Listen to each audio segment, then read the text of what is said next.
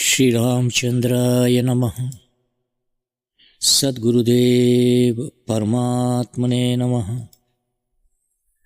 मनुष्य केवल अपने अनुभव का आदर करे तो उसका काम बन जाए। परम शांति का यही उपाय है।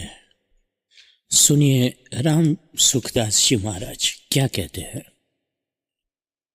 अनुभव क्या है? अपने पास जो चीज मिली है वो सब अपनी नहीं है, ये खास बात है। जो मिली हुई होती है वो अपनी नहीं होती है। शरीर, धन, जमीन, वैभव, संपत्ति, जो कुछ मिला है वो अपना नहीं है। इस बात पर विचार करें। ऐसा मानने से ममता मिटती जाती है। ममता नहीं है, अहंता भी मिट जाती है। इस शरीर को भगवान ने इदम शरीरम कौन्तेयम क्षेत्रम कहा है, गीता के 13वें अध्याय के पहले श्लोक में। इदम ये कहा, ये जो ये होता है वो मैं नहीं होता, और जो मैं होता है वो ये नहीं होता। इदम शरीरम कहकर आगे शरीर का विवेचन करते हैं। 5 महाभूत अहंकार, बुद्धि, इंद्रियां तथा मन, प्रकृति सहित सब इदम शरीरम के अंतर्गत है। अतः ये शरीर मैं नहीं हूं। इस बात को दृढ़ता से समझ ले। महाभूतान्यहंकारो बुद्धिरव्यक्तमेव च इंद्रियाणि दशैकं च पंचचेन्द्रिय गोचराः। फिर प्रश्न उठता है कि ये शरीर मेरा है?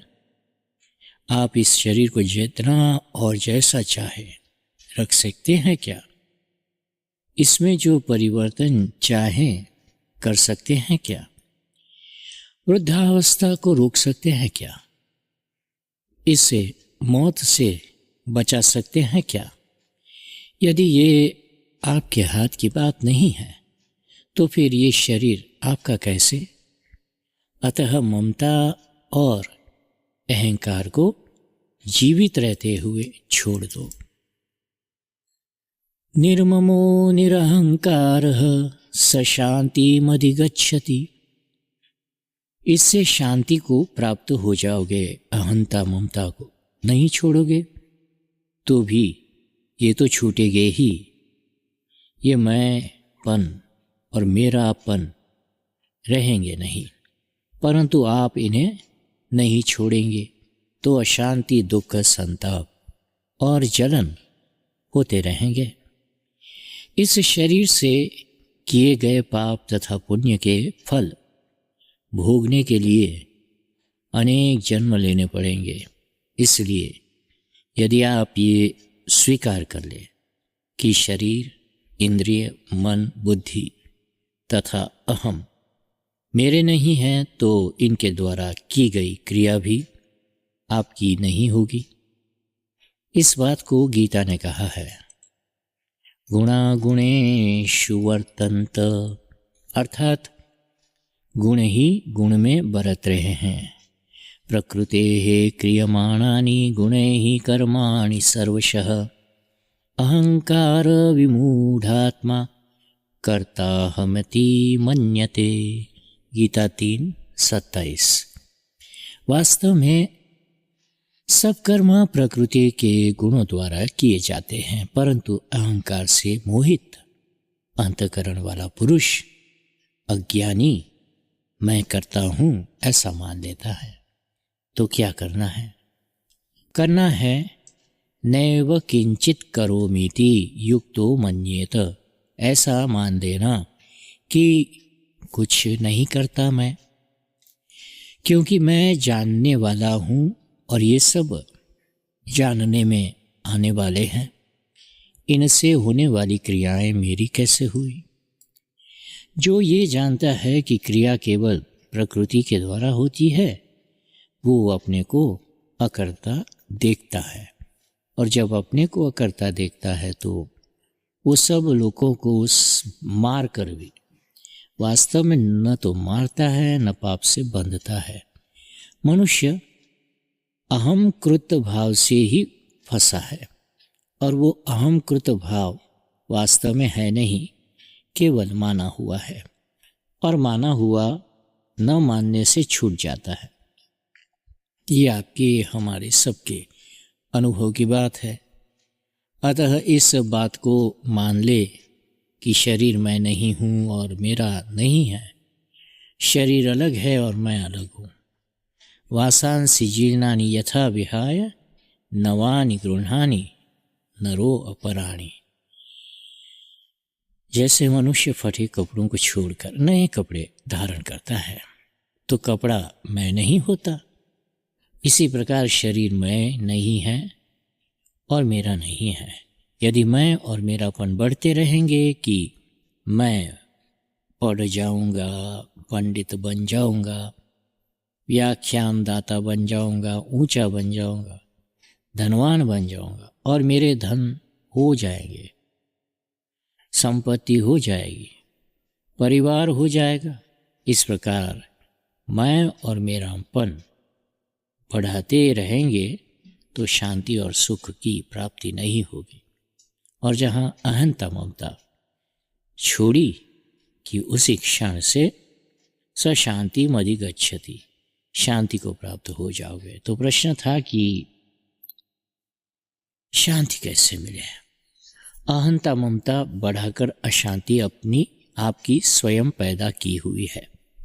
जितनी अहंता ममता अधिक होगी उतनी अशांति अधिक होगी, और अहंता ममता का जहाँ त्याग किया कि तत्काल शांति मिली। सीधी सरल बात है, व्यवहार में कह दो कि जमीन, मकान, स्त्री, पुत्र, परिवार हमारे हैं, परंतु अंदर से इनमें ममता और आसक्ति न रखो। एक प्रसंग आता है कि एक बार एक साधु बाबा नगर में भिक्षा करके बगीचे में बैठ गए, तो सायंकाल में राजा वहाँ आए। साधु बाबा से पूछा कि यहाँ कैसे बैठे हो, किसी धर्मशाला या राजा के सराय में जाना चाहिए। साधु बाबा ने कहा कि ये सराया ही तो है। राजा ने कहा कि ये तो मेरी कोठी है। साधु बाबा बोले कि अच्छा, आपकी कोठी है, आपसे पहले कौन रहते थे यहाँ? राजा ने कहा मेरे पिताजी रहते थे। उससे पहले कौन रहते थे? बोले कि मेरे दादाजी रहते थे। हम यहाँ पीढ़ियों से रहते आए हैं। बाबा ने पूछा कि क्या आप इसमें सदा रहेंगे? राजा बोले कि जब तक हम जीवित हैं तब तक हम रहेंगे, फिर हमारे लड़के रहेंगे। साधु बोले तो फिर धर्मशाला या सराय किसे कहते हैं? एक आया एक गया, यही धर्मशाला होता है। व्यक्ति, वस्तु, पदार्थ हमें जो भी मिलते हैं उनका सदुपयोग करना है, उन पर अधिकार नहीं जमाना। कबीरदास जी ने शरीर को चादर मानकर कहा, कबीरा चादर है जीनी, सदा राम रस भीनी।